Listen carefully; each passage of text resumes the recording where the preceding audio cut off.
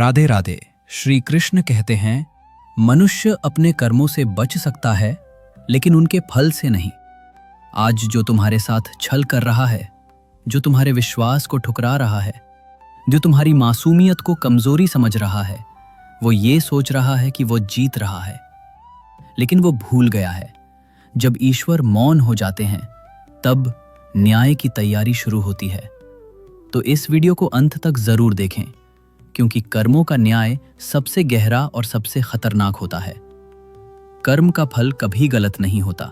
श्री कृष्ण कहते हैं, जब कोई व्यक्ति पाप करता है तो प्रकृति शांत रहती है, क्योंकि उसे समय देना होता है अपने अपराध पर गर्व करने के लिए, ताकि जब दंड मिले तो वह खुद को ही दोष दे, भगवान को नहीं।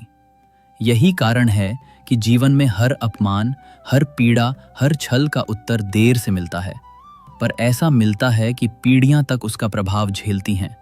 महाभारत का कर्ण शक्तिशाली, दानवीर, महान योद्धा, पर जब द्रौपदी का चीर हरण हो रहा था वो मौन नहीं रहा, बल्कि अपमान में सहभागी बना।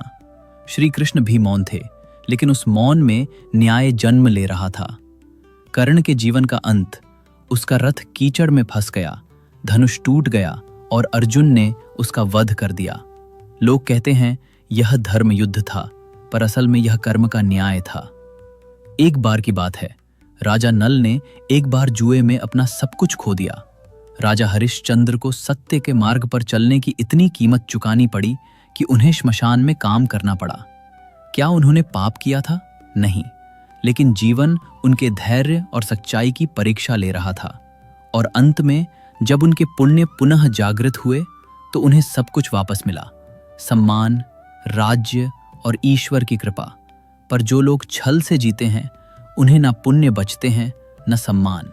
और जो सह रहा है, जो अत्याचार चुपचाप सह रहा है, जो अपमान पीकर भी मुस्कुरा रहा है, जो अपनी तकलीफ भगवान को सौंप देता है, वो कमजोर नहीं होता, उसके लिए स्वयं भगवान योद्धा बनते हैं। भगवत गीता में श्री कृष्ण कहते हैं, अहम भक्तः प्रणश्यति, मेरा भक्त कभी विनाश को प्राप्त नहीं होता। जो सच्चा है वो अंत में जरूर जीतता है, और जो छल से जीतता है वो अपने ही कर्मों में हार जाता है। जब पुण्य समाप्त हो जाते हैं, श्री कृष्ण कहते हैं, कभी किसी का हक छीनकर जीते जन्मों तक का अंधकार साथ लेकर आते हैं। जब पुण्य खत्म हो जाते हैं तो राजमहल भी वीरान हो जाते हैं, और राजा को भी रोटी के लिए हाथ फैलाना पड़ता है। इतिहास में ऐसे उदाहरण भरे पड़े हैं जहां शक्ति, अहंकार और झूठ ने प्रारंभ में जीत ली, पर अंत में सिर्फ सत्य और धर्म ही खड़े रह गए।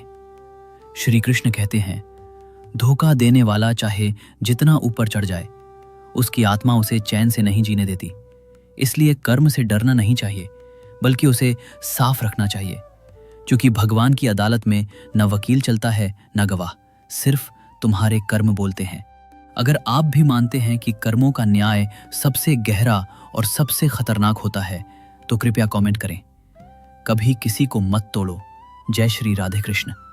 और ऐसी ही गूढ़, सच्ची और आत्मा को झकझोर देने वाली कहानियां सुनने के लिए हमारे चैनल राधा कृष्ण वाणी को सब्सक्राइब करें।